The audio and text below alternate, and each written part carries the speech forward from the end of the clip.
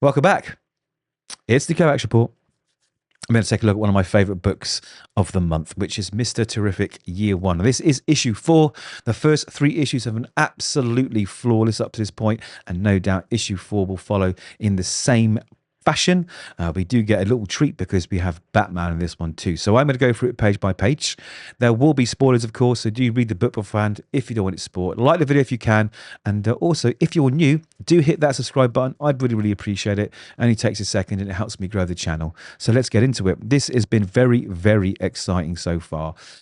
Mr. Terrific is a character that I never had much experience with, and now he's one of my favorites. So it's told on 2 different timelines, right? In the present time, Mr. Terrific is tracing down this netherlight energy, which is connected to Darkseid, right? He's trying to find out what became of Darkseid, and this is the path that it's leading to. But this netherlight energy also connects to his past. And what we're finding out is that the present and the past are probably quite intrinsically linked, and that is what we're learning. So on his adventures in the present time, he is fighting off parademons at the Palace of Eternity with this huge, giant wolf-like creature, which just looks amazing. And I say it every single issue, but the art is incredible in this book. It is beautiful. Every page is just a masterpiece. I love it. The lettering, the coloring, the inking, the dialogue. This book is just so good. I really wish more books were like this, because I mean, I'm actually excited by it every single month. Anyway, like I say, he's fighting off these parademons because there's something in that Palace of Eternity that is going to give him some kind of clue or answer to what's going on in the present time. And as he's fighting them off, he tells this story. He says, "My dad knew I was smart. Every night we watched Jeopardy, and I was always better than all the contestants. At school, the lessons were boring me, but the game show was a challenge.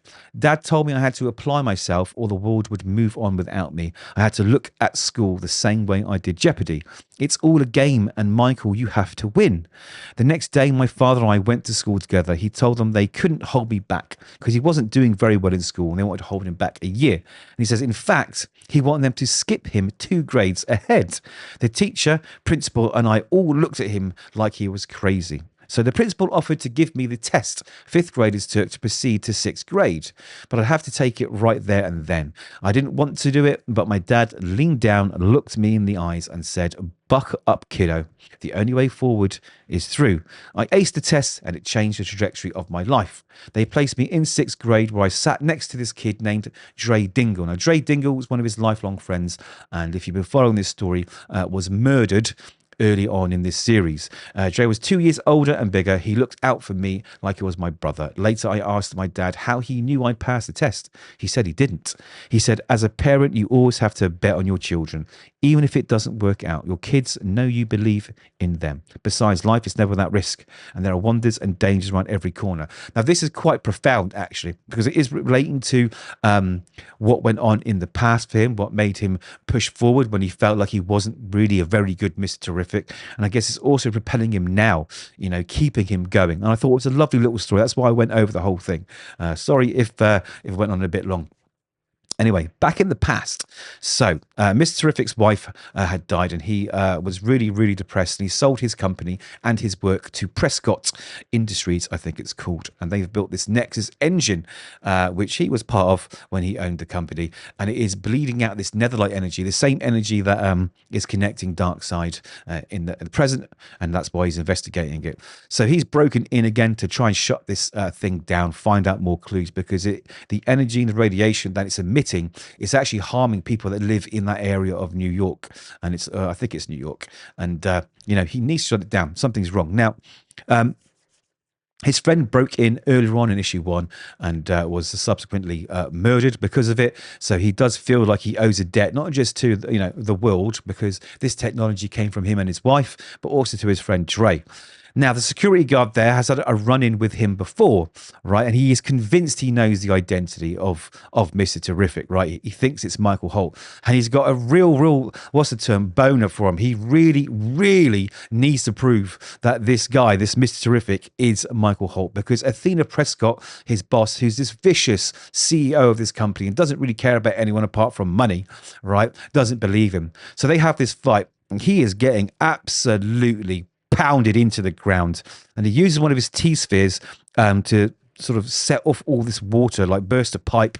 There's an explosion, and he escapes through this grate. A big explosion happens, and it creates a huge amount of radiation in that room. They have to seal it off. So he's now sort of pushed out, I guess, into the river, and he's sinking down. He's sinking down. He's sinking down, and he's thinking about what's happened. He's thinking about his wife, thinking about Paula, and he's thinking about Gateway City. That's it, Gateway City, not New York. But he's dying, basically. He's kind of almost giving up. He can't get up to the top. But the Spectre, who was gave him a bit of a pep talk early on, says you need to do something, and sort of gave him that final push to become Mr. Terrific, I think pulls him out of the water. Now we jump to Lex. Old Lex Luthor and Batman. Batman's dropping off 2 people he found near the docks, which has been irradiated, and he thinks Lex Luthor has something to do with it, but he doesn't. So this obviously is going to connect us back to Athena Industries, or rather Prescott Industries, because it's the same netherlight energy that's bleeding out over there too. So it isn't Lex, as far as I know. We find out that Athena Prescott has these Nexus engines in different cities, right? And they're dangerous wherever they are. So we get bad news, or rather she gets bad news, because after this explosion, it's completely unsafe to go into the room where this engine is. The radiation is bleeding out. The heat is absolutely phenomenal, right? And you just basically can't survive in there. So they're worried about what to do. They're in a bit of a catch-22, and then really not sure. Now, while that happens, Cormoran, that's the chap that was fighting with Mr. Terrific earlier on, he comes and says, it's Michael Holt. It's Michael Holt. It was him. She's like, I don't believe you. I know the guy. We investigated, we found nothing. Just get out. You are fired. And he gets very angry about this. So she's created another enemy of herself. So she doesn't know what to do, and she's also being called by Darkseid. So she's working for him, and he's basically like, get this sorted out, or I'm going to feed you to my hellhounds, and they will peel the flesh off your bones, basically. So she's under a lot of pressure to get this netherlight engine operational, which makes me believe that this is going to help bring Darkseid back. So we go back to Mr. Terrific, Michael Holt, and he's patching himself up. He's not in good shape at all. He's cut and bruised from the battle earlier on.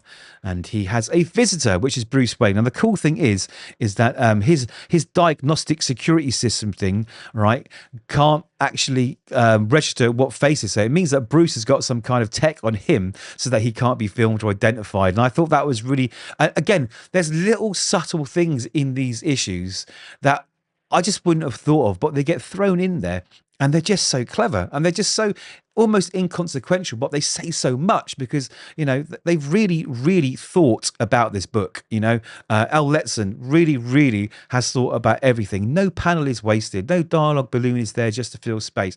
Everything is there, and it just accentuates how good this book is. So Bruce has come to him, of course, because of the Netherlight Energy and the Athena Industries, and he wants to know, you know, if he's responsible for this, is he connected in any way? And he's like, well, I need your help because we kind of have the same problem you've got here.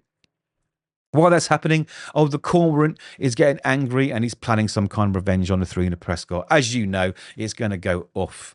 So Brucey boy here, Brucey's not sure again if Michael Holt is involved. So he takes him to Gotham in a private jet, and he gives him a lab and gives him everything he needs to figure out how to stop this sort of radiation and how to stop this poison that's coming out of this Nexus engine. And eventually he does.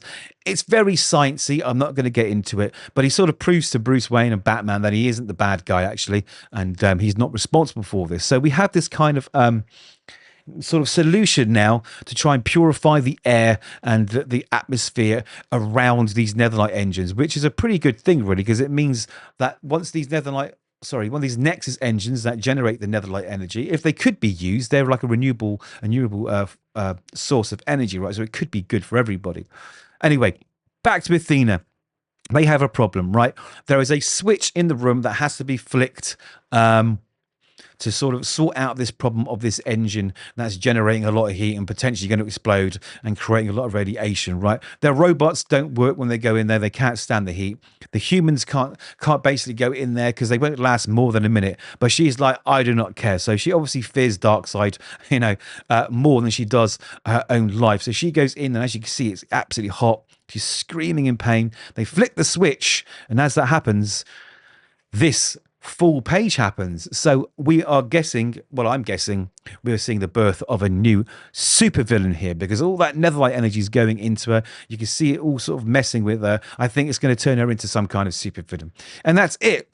Wow, what a great book. Like, even the villain has a cool story in this as well. I'm just so impressed every single month. I wish this wasn't ongoing. I really do, because it is brilliant. And of course, it ties into what's going on in the mainline DC events and books at the moment. So again, I thoroughly recommend it. I cannot wait to collect it in a trade or a nice hardcover, because it's going to be on my shelf the day it comes out.